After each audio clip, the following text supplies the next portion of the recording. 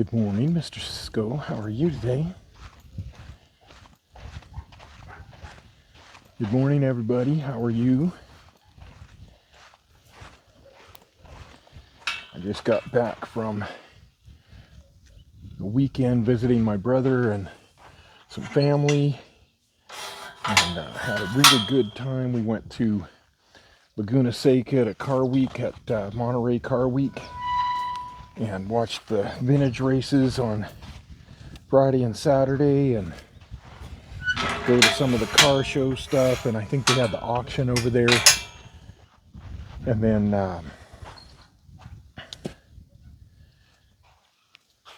got to stay at my brother's new house that they've been in for, I think, a little over a year. That was really nice. And anyway, so this is my first time back playing with Cisco since I got back. I got back last night and I came out and visited and gave everybody a cookie, but I didn't get out my rope or anything, or I didn't do any climbing on the pedestal.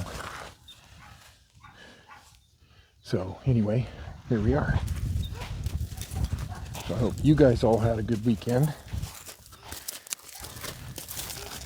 That looks like Cisco has not forgotten how to do his games.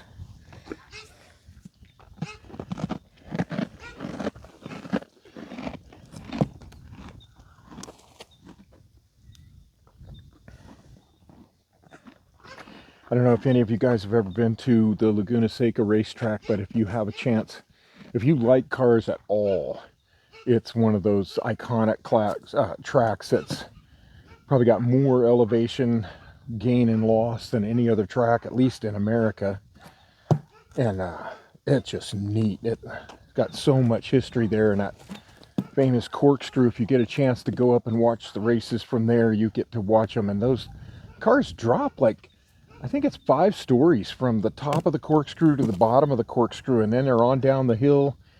And there's a couple places where you can go and watch. You can see most of the track, and then they have the big screen TV set up so you can see, they keep the cameras on the lead battle or whatever, so you can see what's going on. It was pretty fun. And then getting to watch, the 70s Can-Am cars and the Cobras and the Corvettes and Ferraris and Porsches. Oh, it's just spectacular. But the whole course, I think it's about a 5-mile lap, and the whole course is set up on a hillside.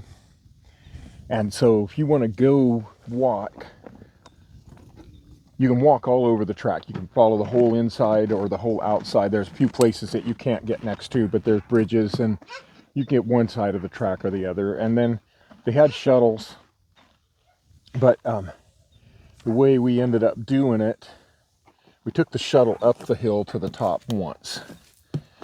And everywhere you go, they have pedestrian bridges that you can go across, and the steps are about 6.5 or 7 inches tall, like the pedestal here is.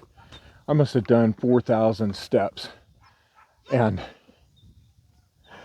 it was probably just about the right timing, because my hip has been giving me problems, and I've been limping because of my hip.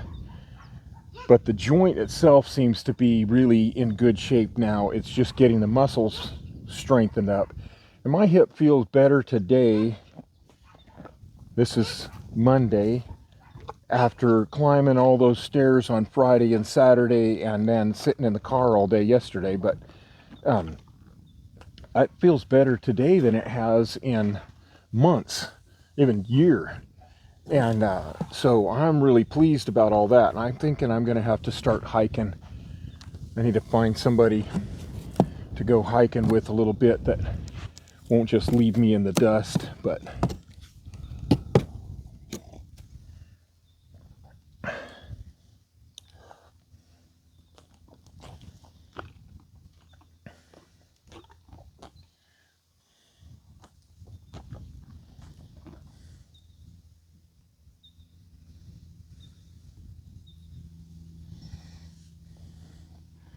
There was a weight loss plan that I read about the other day that says guaranteed to lose 10 pounds in a week. And, you know, of course, all the diets that are too good to be true, but they gave you a money-back guarantee. If you didn't lose 10 pounds the first week, it would, they would give your money back. And so this one was, it was tailored to men or women, or, you know, it was tailored, personally tailored program. So you call up, and the first day of the first week, this cute lady shows up at the door and wearing her running outfit and her tennis shoes, and she says, if you can catch me, you can have me. And she takes off running, and sure enough, the guy lost 10 pounds in the first week. And so then they've got another level up that says you can lose 20 pounds in a week. So he calls up on that one. He pays in advance. He orders it up. He said, that was great. I lost 20 pounds, and, you know, he never did catch the girl, but he lost the 10 pounds. So anyway, second week, sure enough, and here comes this gal, and this one's even better looking. She's just spectacular, and she shows up in her skimpy little running outfit, and this guy, you know, she got the same sign, says, if you can catch me, you can have me. And away she goes, and sure enough, this guy chased her all week long. She showed up every day. He chased her. She must have been like an Olympic athlete. He never did catch her, but he lost his 20 pounds. So now he's lost 30 pounds. So anyway, they got a third level in that game, and he calls up and he says, well, I'm so happy with the first two levels, I'm going to try the third level. And the gal on the phone says, are you sure you want to do that? You know, and so he said, yeah, oh yeah, I'm so pleased. I paid my money and I've lost my 30 pounds. I'm ready to go for the next 30, because that's what they said on the third level. So anyway, Monday morning rolls around, a doorbell rings, and he goes out to the door, and here's this buff dude standing there in his skimpy little running outfit, and the guy says, if I can catch you, I can have you. And sure enough, the guy took off running, lost 30 pounds that week. So anyway, that's my favorite joke. Well, one of my favorite jokes, but be careful what you sign up for, because you might lose 30 pounds.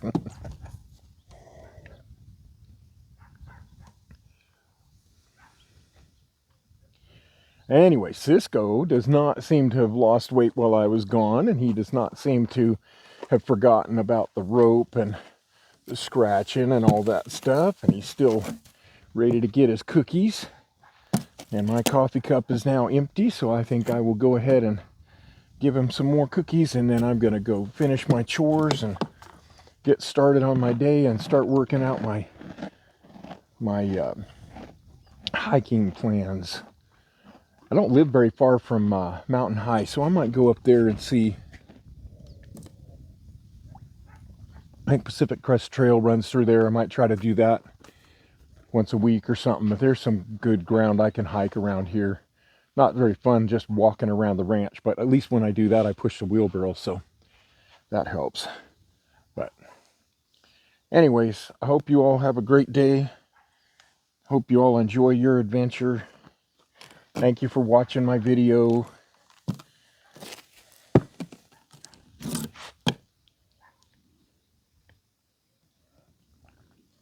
Hi.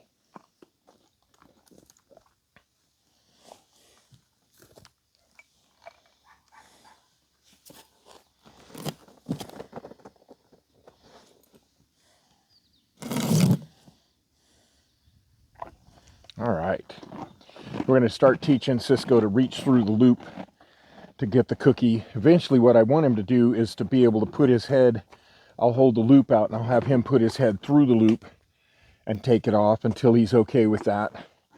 And then the next thing I'm going to do too is I'm going to start putting the loop over his neck, but not have it attached on the other side. So I'll just have the two ends in my hand, and then I can start leading him around with that, but I can also let go of it very easily, and that way he's not trapped in it. And then I want him to learn to give to the pressure. I mean, he already does that. If I reach over here and I put pressure on him and he steps away and I release, he knows he's supposed to do that. That's how he gets the release of pressure. So if I can do it with the rope, I could just put it around there and pull a little bit until he decides that it's okay. But if I do it with just, you know, the two ends and make it so I can let go of it, if he gets in a panic, I can let go.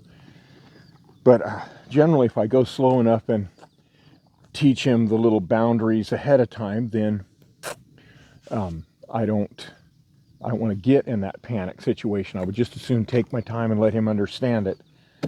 And then at some point, I'm going to have to do some training that doesn't go as slow and easily. I'll need to turn it up some because I want him to get used to the idea that he can get in what he perceives as a bad situation and it's still okay. He's not going to die from it. I don't want him to panic and kill us all when, you know, if he gets trapped or stuck.